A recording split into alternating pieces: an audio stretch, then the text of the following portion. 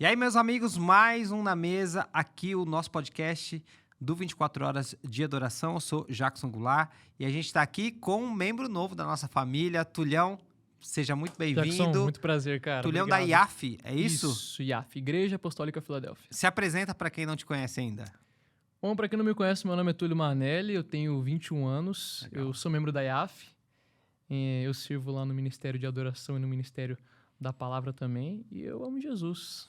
Que legal, que legal. E como que você chegou aqui? Como que você conheceu Eli, o 24 Horas, né? Você não estava na noite, tava. né? Nem nas noites da adoração, nem no 24 Horas do ano passado. Como que você está aqui? Como que você chegou? Legal. Já há alguns anos eu conheço o João Basto, a gente já é amigo já tem um tempo. Legal.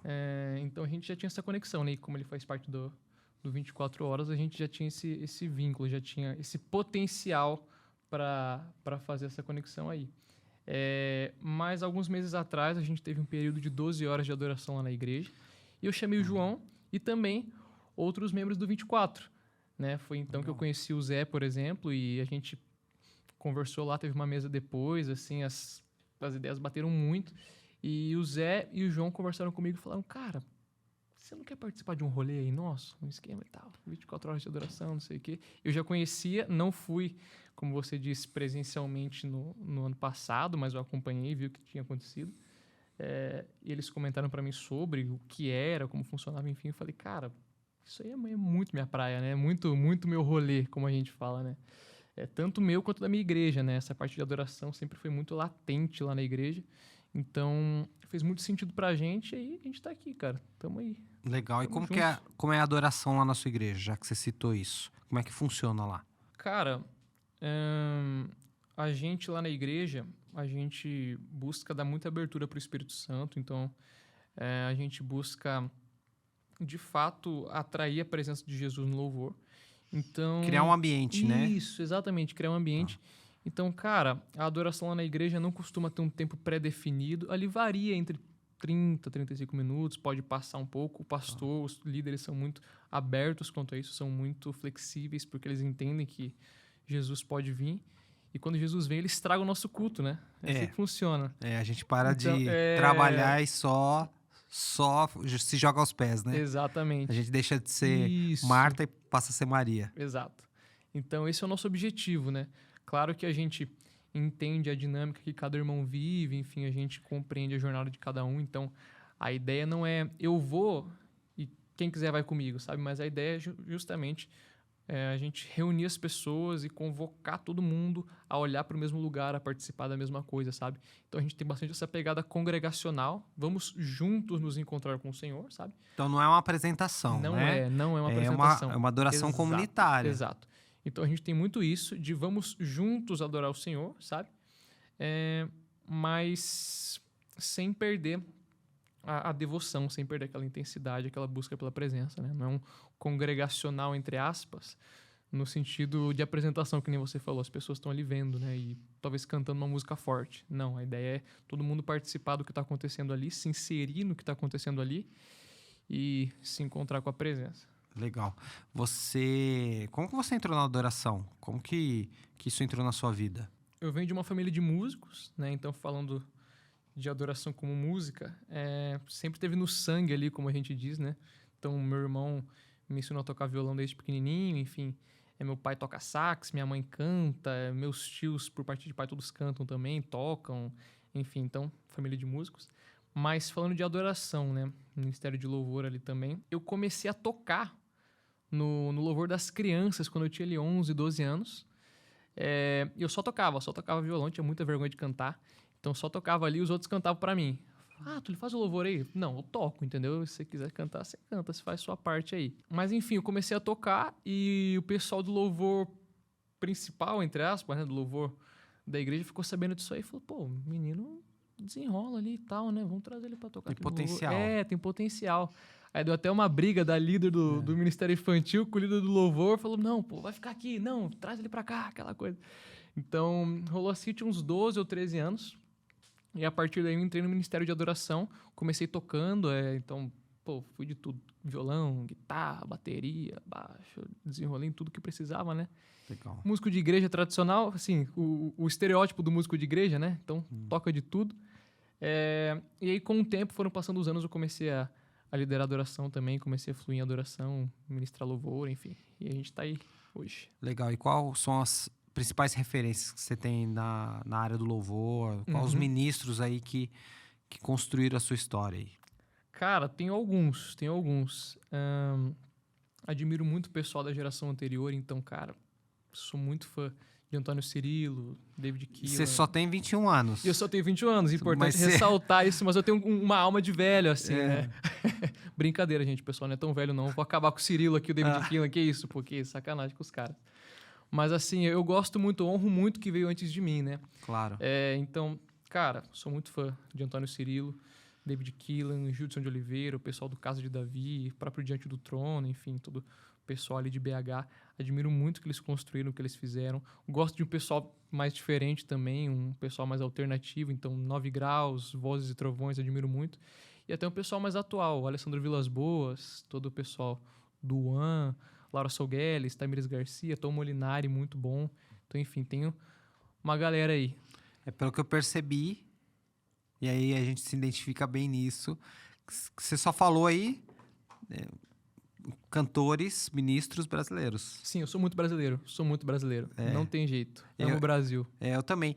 Eu me identifico muito porque uma coisa que para mim é muito importante é a gente cantar aquilo que a gente vive. Sim. Então, eu não sou e não tenho nada contra a gente fazer versão, mas a gente poder cantar o que a nossa nação tá vivendo é muito importante, cara. Com certeza. É fundamental. E às vezes a gente tá importando músicas de estações de outras nações, né, cara? E a gente viveu muito isso. E a gente poder estar fazendo músicas daquilo que a gente tá vivendo, cara, isso é fundamental. Com certeza, cara. Assina embaixo de tudo que você falou. A gente entende, olhando para as escrituras, que a adoração que agrada ao Senhor não é um acorde bem tocado ou uma letra bonita, né? Mas ela flui do coração. E quando a gente fala de adoração, mesmo como expressa em louvor, aquilo tem que sair do nosso coração, tem que ser verdade em nós, senão se torna só uma música bonita, né?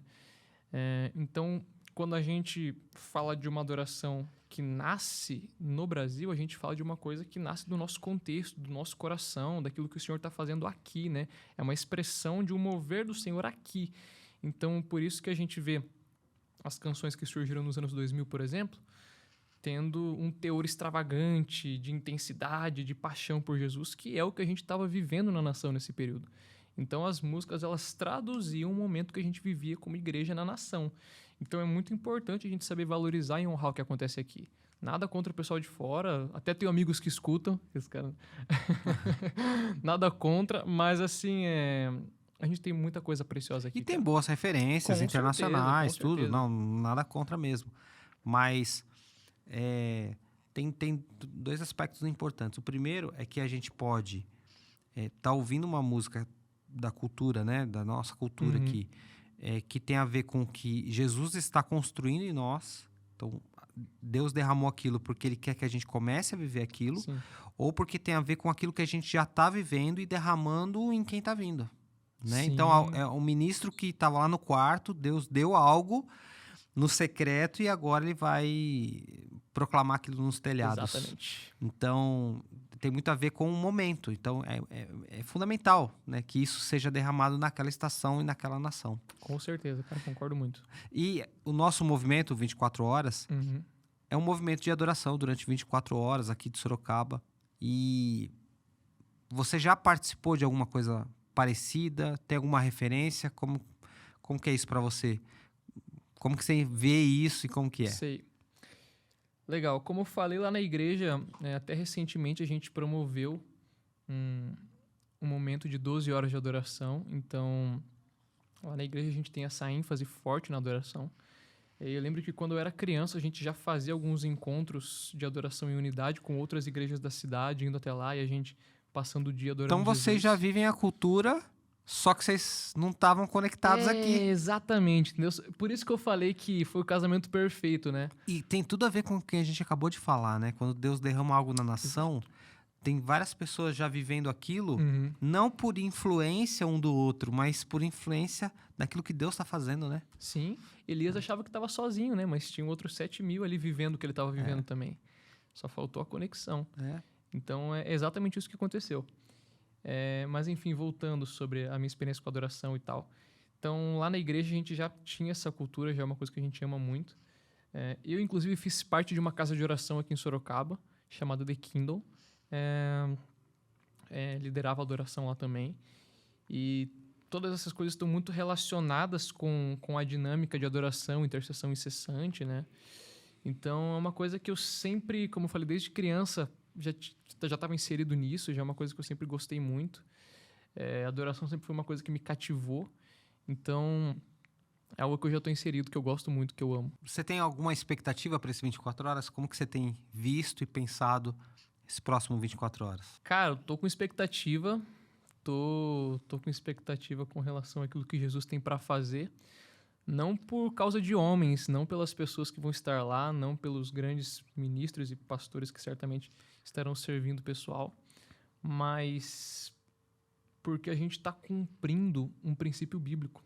Em João 5, Jesus diz que o filho faz aquilo que vê o pai fazer. Então, a melhor coisa que a gente pode fazer não é cumprir uma ideia nossa, mas é fazer aquilo que Deus já está fazendo. E Deus está fazendo isso, é o que está acontecendo no céu.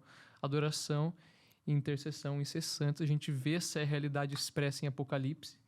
Então, isso que me pega, isso que me gera expectativa, porque a gente vai estar fazendo na terra aquilo que acontece no céu, sabe? Então, não tem como não ter expectativa de que o Senhor faça algo, uma vez que a gente está trazendo a realidade do céu para a terra. Uau!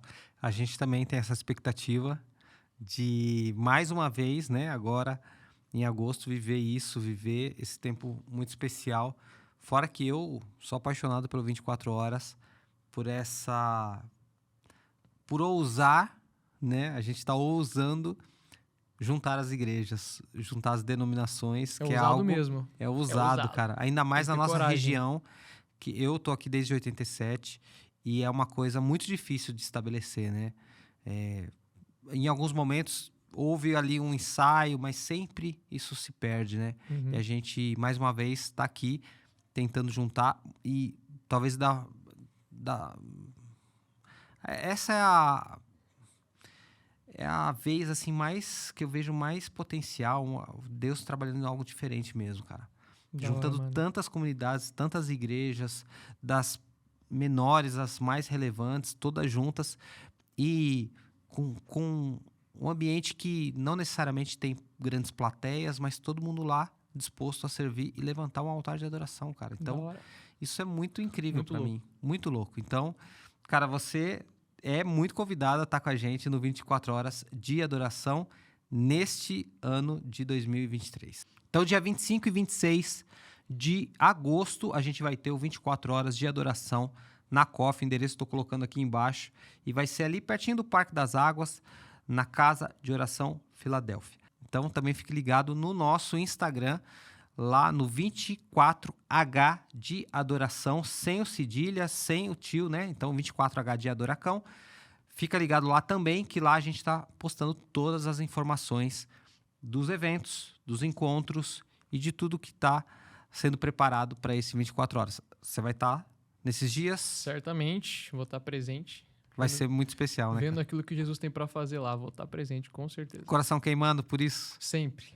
Cara, que bom, que bom. Que bom ver a nova geração. A gente comentou aqui que, cara, o nosso teto é o piso da próxima geração. Então, eu tenho muita expectativa nisso. Na sua geração, que vá muito mais longe, muito mais rápido, muito mais alto que a gente. Em nome de Jesus, meu amigo. Amém, amém. Recebam isso.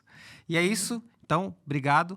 Até o próximo podcast com mais membros aqui do 24 Horas, os novos, os que já estão. E a gente continua se vendo por aqui. Deus abençoe vocês e até mais.